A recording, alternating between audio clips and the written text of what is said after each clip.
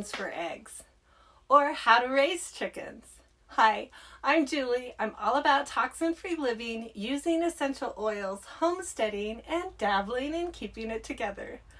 I saw in a Facebook post someone ready to raise hens because eggs were $8 a dozen now at Albertsons.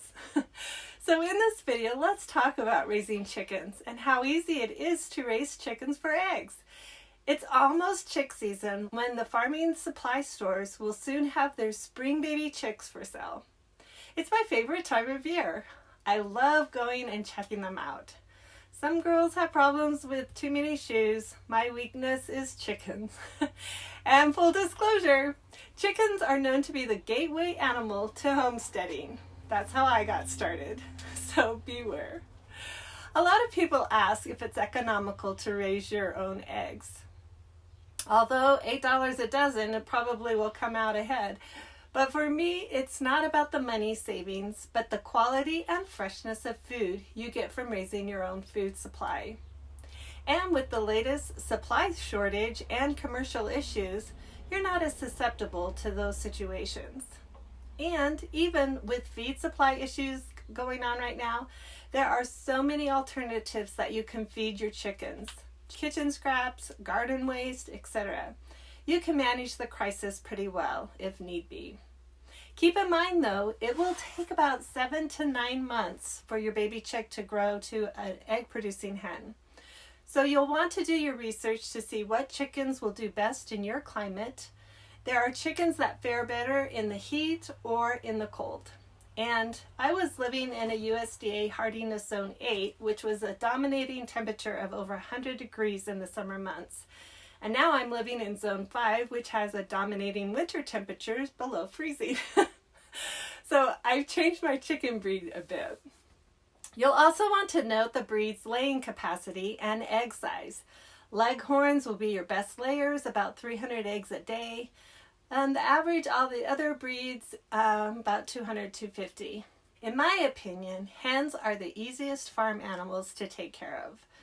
And you'll also want to check with your city's ordinance. When I started raising chickens, I was living in a city that had an ordinance against chickens in a lot smaller than a quarter acre, and my lot was only 0.16 of an acre.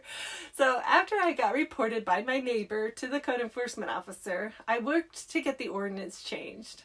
So be mindful of that. Reach out to me if that's your case, and I'll give you some suggestions on how to go about changing the ordinance.